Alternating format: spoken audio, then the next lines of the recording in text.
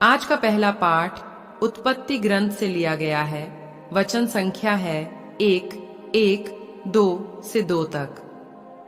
आदि में परमेश्वर ने स्वर्ग और पृथ्वी की रचना की। अब पृथ्वी निराकार शून्य थी।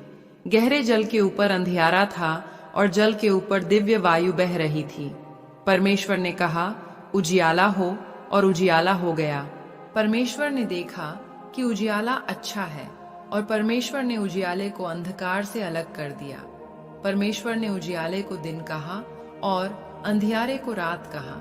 सांझ हुई और सुबह हुई, पहला दिन था। परमेश्वर ने कहा, जल के बीच में एक गुंबद हो जिससे जल दो टुकड़े हो जाए, और वैसा ही हुआ। परमेश्वर ने तिजोरी बनाई और उसने तिजोरी के नीचे का जल और तिजोरी के ऊपर का जल दो भाग कर दिया। परमेश्वर ने तिजोरी को स्वर्ग कहा। सांझ हुई और भोर हुई, दूसरा दिन था। परमेश्वर ने कहा, आकाश के नीचे का जल इकट्ठे होकर एक हो जाए और सूखी भूमि दिखाई दे, और वैसा ही हुआ। परमेश्वर ने सूखी भूमि को पृथ्वी और जल के समूह को समुद्र कहा, और परमेश्वर ने देखा कि अच्छा है। परमेश्वर ने कहा, पृथ्वी से वनस्पति उत्पन्न हो, अर्थात बीज वाले पौधे, और पृथ्वी पर फल देने वाले वृक्ष जो अपने अपने वंश के अनुसार बीज समेत फल उत्पन्न करें, और वैसा ही हुआ। पृथ्वी ने वनस्पति उत्पन्न की, विभिन्न प्रकार के बीज वाले पौधे और फलदार वृक्ष जिनके भीतर बीज थे, प्रत्येक अपनी अपनी प्रजाति के अनुरूप था। परमेश्वर ने देखा कि यह अच्छा है। सांझ हुई और भोर हुई, तीसरा दिन था। परमेश्वर ने कहा, दिन को रात से अलग करने के लिए आकाश के गुजार में ज्योतियां हों, और वे पर्वों, दिनों और वर्षों को सूचित करें। वे ज्योतियां स्वर्ग के भंडार में होकर पृथ्वी पर चमकें, और वैसा ही हुआ। परमेश्वर ने दो बड़ी ज्योतियां बनाई। बड़ी ज्योति दिन पर प्रभुता करने के लिए, छोटी ज्योति रात पर प्रभुता करने के लिए, और तारे परमेश्वर ने उन्हें पृथ्वी पर चमकने के लिए स्वर्ग के भंडार में रखा, कि दिन और रात पर प्रभुता करूं और उजियाले को अंधियारे से अलग करूं। परमेश्वर ने देखा कि यह अच्छा है। सांझ हुई और भोर हुई, चौथा दिन था। परमेश्वर ने कहा, जल जीवित प्राणियों के झुंड समेत जीवित रहे, और पक्षी पृथ्वी के ऊपर से आकाश के भंडार के पार उड़े, और वैसा ही हुआ। परमेश्वर ने बड़े बड़े समुद्री राक्षस और जल में रेंगने वाले और उड़ने वाले सब प्राणियों को अपनी अपनी जाति में, और पंख वाले पक्षियों को भी अपनी अपनी जाति में उत्पन्न किया। परमेश्वर ने देखा कि यह अच्छा है।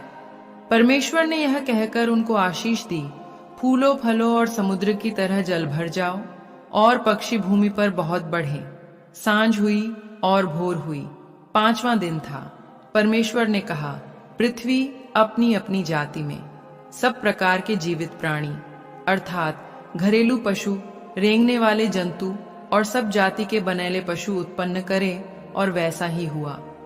परमेश्वर ने बनेले पशुओं को उन्हीं की जाति में, और घरेलू पशुओं को और पृथ्वी पर रेंगने वाले सब जंतुओं को अपनी ही जाति के अनुसार बनाया। परमेश्वर ने देखा कि यह अच्छा है। परमेश्वर ने कहा, हम मनुष्य को अपने स्वरूप के अनुसार अपनी समानता में बनाएं, और वे समुद्र की मछलियों और आकाश के पक्षियों और घरेलू पशुओं और सब बनेले पशुओं और सब रेंगने वाले जंतुओं के स्वामी बने। जमीन के किनारे परमेश्वर ने मनुष्य को अपने स्वरूप के अनुसार उत्पन्न किया। परमेश्वर ने अपने स्वरूप के अनुसार उसको उत्पन्न किया, नर और नारी करके उसने उनको उत्पन्न किया। परमेश्वर ने उनको यह कहकर आशीष दी, फूलों फलों और पृथ्वी में भर जाओ, और उसको अपने वश में कर लो। समुद्र की मछलियों, स्वर्ग के पक्षियों और पृथ्वी पर रेंगने वाले सभी जीवित प्राणियों के स्वामी बनो। परमेश्वर ने यह भी कहा, देख, मैं पृथ्वी भर के सब बीज वाले पौधे और बीज वाले फल वाले सब वृक्ष भी तुझे देता हूँ। यह तुम्हारा भोजन होगा, और सब बनेले पशुओं और आकाश के सब पक्षियों और भूमि पर रेंगने वाले सब जंतुओं को मैं सब पौधों की पत्तियां उनके भोजन के लिए देता हूँ, और वैसा ही हुआ।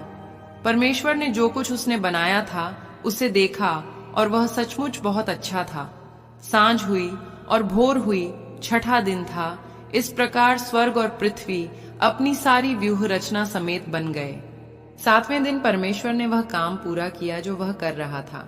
वह जो सारा काम कर रहा था, उसके बाद 7वें दिन उसने विश्राम किया। यह प्रभु की वाणी। आज का दूसरा पाठ उत्पत्ति ग्रंथ से लिया गया है। वचन संख्या है 22:1-18 तक। कुछ समय बाद ऐसा हुआ कि परमेश्वर ने इब्राहिम की परीक्षा ली। अब्राहम अब्राहम, उसने उत्तर दिया, मैं यहाँ हूँ। परमेश्वर ने कहा, एक लौते पुत्र आपके प्रिय इसहाक को संग लेकर मोरिय्याह देश को जा, और वहां जो पहाड़ मैं तुझे बताऊंगा उनमें से किसी एक पर होम बलि चढ़ाना। दूसरे दिन भोर को इब्राहिम ने अपने गधे पर काठी कसकर अपने 2 सेवकों और अपने पुत्र इसहाक को संग लिया। उसने होम बलि के लिए लकड़ियां काटी और उस स्थान की ओर चल पड़ा जिसे परमेश्वर ने उसे बताया था। तीसरे दिन इब्राहिम ने आंख उठाकर दूर पर वह स्थान देखा। तब इब्राहिम ने अपने सेवकों से कहा, गदहे के पास यहीं रहो, वह लड़का और मैं वहां जा रहे हैं। हम पूजा करेंगे और फिर आपके पास वापस आएंगे। इब्राहिम ने होम बलि के लिए लकड़ी लेकर इसहाक पर लाद दी और आग और छुरी अपने हाथ में ले ली। फिर वे दोनों एक साथ निकल पड़े। इसहाक ने अपने पिता इब्राहिम से बातें की। पिता, उसने कहा, हाँ मेरे बेटे। उसने उत्तर दिया, देखो, उसने कहा, यहाँ आग और लकड़ी है, परंतु होम बलि के लिए मेमना कहाँ है? इब्राहिम ने उत्तर दिया, हे मेरे पुत्र, होम बलि के मेमने का प्रबंध परमेश्वर आप ही करेगा। और वे दोनों साथ साथ आगे बढ़े। जब वे उस स्थान पर पहुंचे जो परमेश्वर ने उसे बताया था, तब इब्राहिम ने वहां एक वेदी बनाई और लकड़ी सजाई। तब उसने अपने पुत्र को बांधकर वेदी पर लकड़ी के ऊपर रख दिया।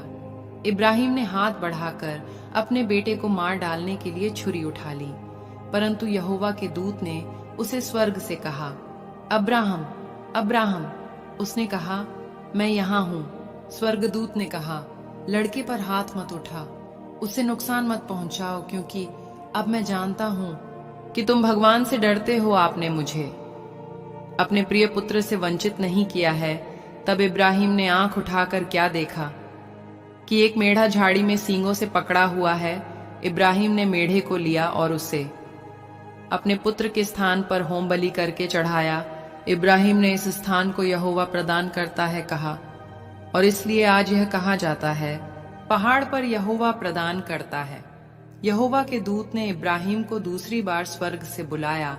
यहोवा की यह वाणी है, मैं अपनी ही शपथ खाता हूँ कि तूने जो ऐसा किया है और तूने अपने प्रिय पुत्र का भी मुझे त्याग नहीं किया। मैं तुझ पर आशीष बरसाऊंगा और तेरे वंश को आकाश के तारागण और समुद्र के तीर की बालू के तिनके के समान अनगिनत करूंगा। तेरे वंशज अपने शत्रुओं के फाटकों पर अधिकार कर लेंगे। पृथ्वी की सारी जातियां तेरे वंश के कारण अपने आप को धन्य मानेंगी, क्योंकि तूने मेरी आज्ञा मानी है। यह प्रभु की वाणी। अभी हम सभी सुसमाचार सुनेंगे। आज का सुसमाचार मरकुस के पत्र से लिया गया है। वचन संख्या है 16:1-8 तक। जब सप्त का दिन बीत गया तो मगदला की मरियम, याकूब की माता मरियम और सलोमी ने उसके अभिषेक के लिए सुगंध द्रव्य मोल लिया।